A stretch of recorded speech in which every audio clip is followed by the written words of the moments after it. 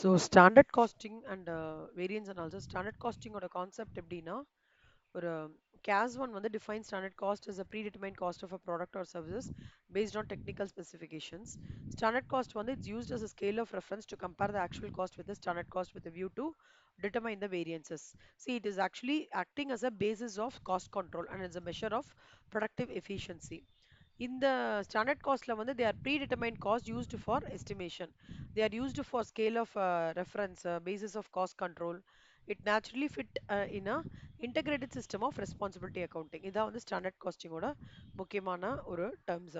இப்போ ஸ்டாண்டர்ட் காஸ்டிங்கோட பேசிக்கான ஓவர்வியூ எப்படின்னு பார்த்தோம்னா டோட்டல் காஸ்ட் வேரியன்ஸ் டோட்டல் சேரிவன்ஸ் வேரியன்ஸ்ன்றது வந்து ரெண்டு ப்ராஃபிட்டை வந்து ரெண்டா பிரிக்கிறாங்க. அதுல காஸ்ட் வேரியன்ஸ்ல வந்து labour material variable overheads and fixed overheads.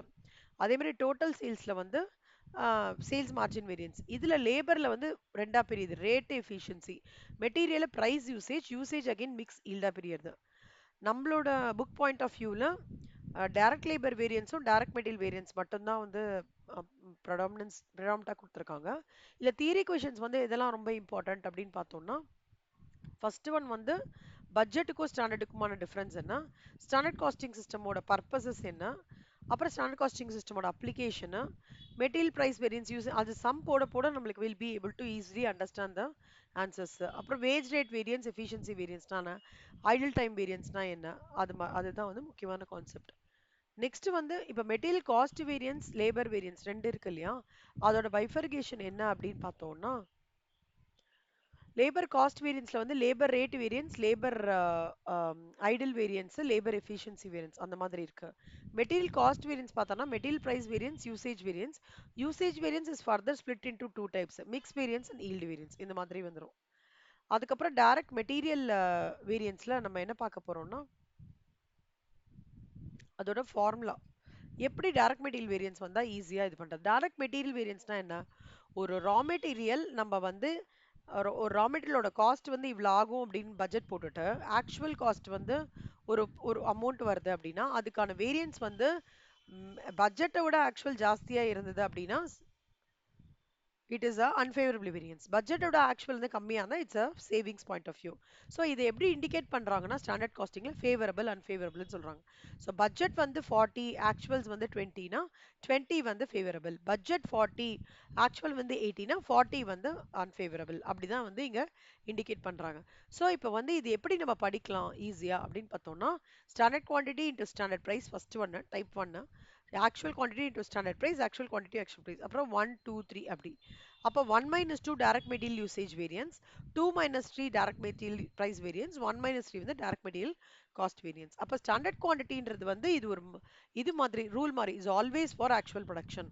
இப்போ இது டைப் ஒன் ப்ராப்ளத்துக்குலாம் இது யூஸ் பண்ணிக்கலாம். எப்போ standard quantity for actual production இருக்கு, ஸ்டாண்டர்ட் ப்ரைஸ் இருக்கு, ஆக்சுவல் குவான்டிட்டி இருக்குன்ற போது ஆக்சுவல் ப்ரைஸ் இருக்குன்னா இது யூஸ் பண்ணிக்கலாம். இல்ல எனக்கு சம்ல வந்து மிக்ஸ் மாதிரி கொடுத்துருக்காங்க, அப்போ அந்த மாதிரி டைம்ல என்ன பண்ணணும்னா we will have to introduce the word called as revised standard quantity.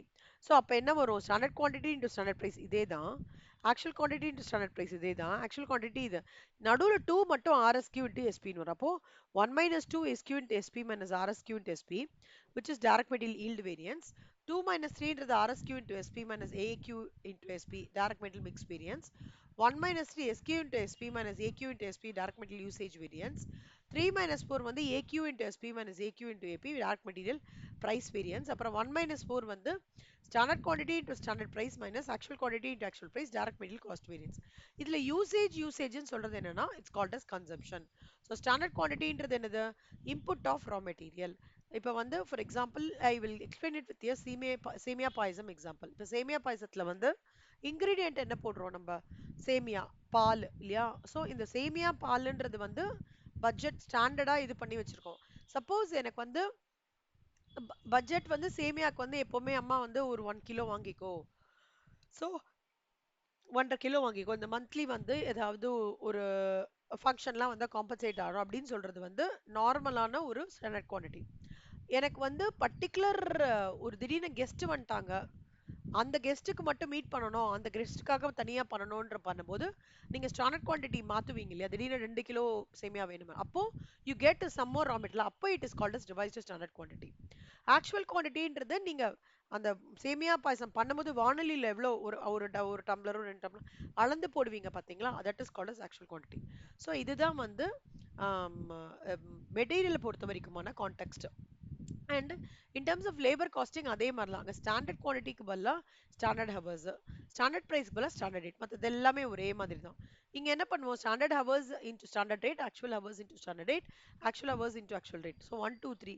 So 1 - 2ன்றது வந்து எஃபிஷியன்சி, 2 - 3ன்றது ப்ரைஸ் வேரியன்ஸ், 1 - 3ன்றது காஸ்ட் வேரியன்ஸ்.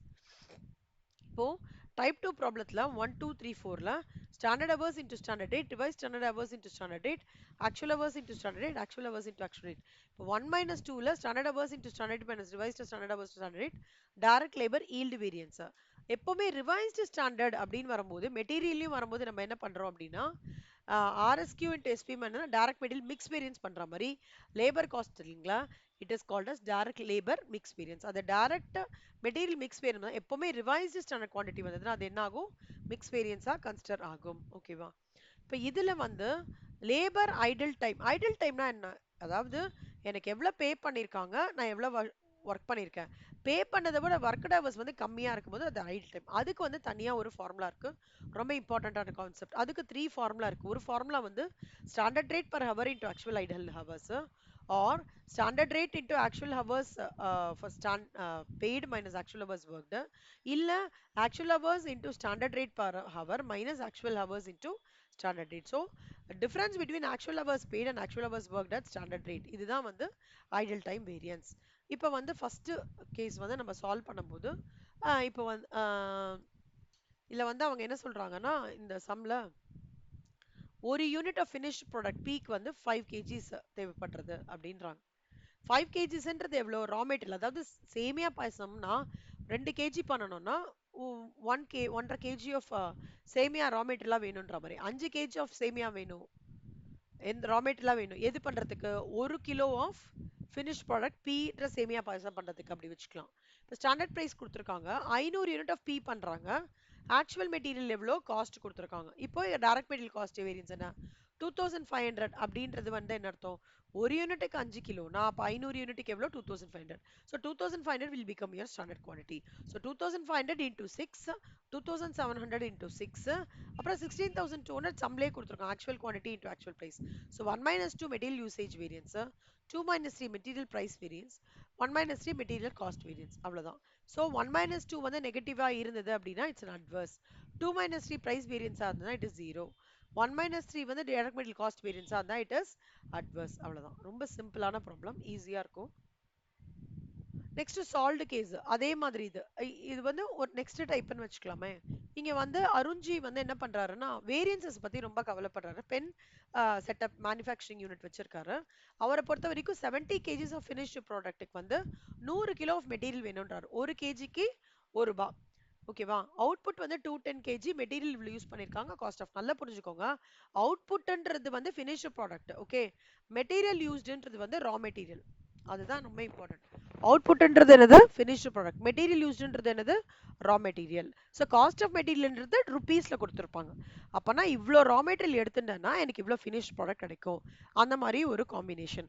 ஸோ எப்பவுமே என்ன ரூல் ஸ்டாண்டர்ட் காஸ்டிங்க்கு, standard quantity is always for actual production. அப்புறம் என்ன அர்த்தம், 70 கிலோ ஆஃப் எனக்கு அவுட்புட் மெட்டீரியல் ஃபார் 70 அவுட்புட் வேணும்னா எனக்கு எவ்வளோ வந்து இன்புட் நான் கொடுக்கணும், 100 கிலோ ஆஃப் இன்புட்டை போட்டாதான் 70 கிலோ அவுட்புட். அப்போ 2,10,000 கிலோ அவுட்புட்னா இன்புட் எவ்வளோ வேணும், 3 லட்சம் ரூபாய். இதுதான் வந்து கான்செப்ட், ஓகே. அப்பனா 3 லட்சம் இன்ட்டு 1 டைப் 1ல அந்த எஸ்கியூ int SP, actual quantity already கொடுத்துருக்காங்க 2,80,000, தட் இன்ட்டு 1. அப்புறம் தேர்ட் வந்து அவன் ஆல்ரெடி 2,50,000. ஸோ 1 - 2, 2 - 3, 1 - 3, அவ்வளோதான். ஓகேவா. இதுதான் சால்ட் கேஸ் 3. இது வந்து சால்ட் கேஸ் 3ல வந்து என்ன ஒரு முக்கியமான இம்பார்ட்டண்ட்டான விஷயம் நம்ம பார்க்க போறதுன்னா, சால்ட் கேஸ் 3ல வந்து மிக்ஸ் மாதிரி கொடுத்துருக்காங்க. எப்படின்னா இப்போ டொமேட்டோ ரைஸ் பண்ணுறோன்னு வச்சுக்கோங்களேன், உங்களுக்கு டொமேட்டோ ரைஸ் வித் ஆனியன் வச்சு பண்ணுறோம்னா பட் டொமேட்டோவையும் எடுத்துக்கிறோம், ஆனியன் ரெண்டுமே வந்து முக்கியமான ரா மெட்டீரியல். அந்த மாதிரி 2 ரா மெட்டீரியல் வரும்போது we have to use the type 2 format. அப்போ revised standard quantity, okay. 2 type of mix வரும்போது revised standard quantity நம்ம யூஸ் பண்ணோம்.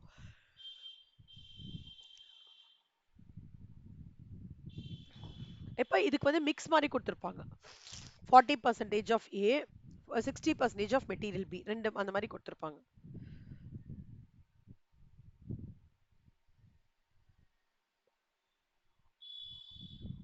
ஸோ இப்போ வந்து இந்த சம் பார்த்தோம்னா ரெண்டு ஏ அண்ட் பி கொடுத்துருக்காங்க. இது 40%, இது 60%. ஸ்டாண்டர்ட் லாஸ் கொடுத்துருக்காங்க. 90 kg ஆஃப் மெட்டீரியல் ஏ வந்து 1 kg 18 ரூபா, 110 kg ஆஃப் மெட்டீரியல் பி வந்து 1 kg வந்து 34 ரூபா. ஒரு மாசத்துக்கு quantity produced of product B எவ்வளோ? 182 kgs. இப்போ இதுதான் சம்ம. இப்போ சிம்பிள் சம்ம.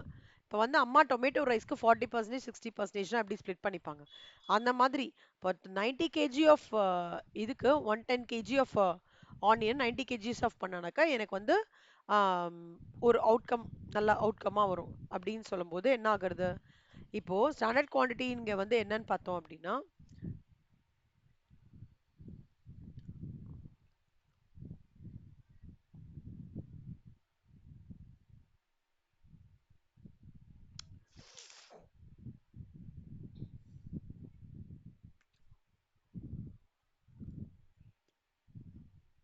80 120. ஸோ இந்த 80 120ன்றது என்னன்னா மொத்தமா எனக்கு எவ்வளோ சம்பளம் கொடுத்துருக்காங்க? காஸ்ட் அக்கௌண்ட் மொத்தமா எவ்வளோ பீரியடுக்கு usage? 200 kgs of total material. அந்த 200 kgsல 40% 80, 60% 120. ஓகேவா? இங்க 90 10 110 ஆல்ரெடி கொடுத்துருக்காங்க. ஸோ ஆக்சுவல் குவான்டிட்டி போட்டுங்க. ரிவைஸ் ஸ்டாண்டர்ட் குவான்டிட்டி எப்படி பண்ணணும்னா சிம்பிள். ஸ்டாண்டர்ட் குவான்டிட்டி இதுல நார்மல் லாஸ் வேற கொடுத்துருக்காங்க இல்லையா? நார்மல் லாஸ் எவ்வளவு கொடுத்துருக்காங்க அவங்க? 200 kgல அவங்க ஸ்டாண்டர்ட் லாஸ் பாருங்க 10%. அப்போ 180. இங்க வந்து 182 kg தான் ஆக்சுவல் குவான்டிட்டி. அப்போ ரிவைஸ்டு ஸ்டாண்டர்ட் குவான்டிட்டி எப்படி பண்ணணும்னா standard quantity divided by 180 into 182. அதே மாதிரி 120 divide by 180 into 182 will give you the revised standard quantity. அவ்வளவுதான். அப்புறம் ஜஸ்ட் அப்ளை பண்ணலாம். 80 இன்ட்டு 20 80.9 இதை அப்படியே எடுத்து அப்ளை பண்ணி ஃபார்முலா போட்டுற வேண்டியதுதான். ஸோ இதுதான் வந்து basic introduction of standard costing and type 1 and type 2 formats of labor cost variance and material cost variance.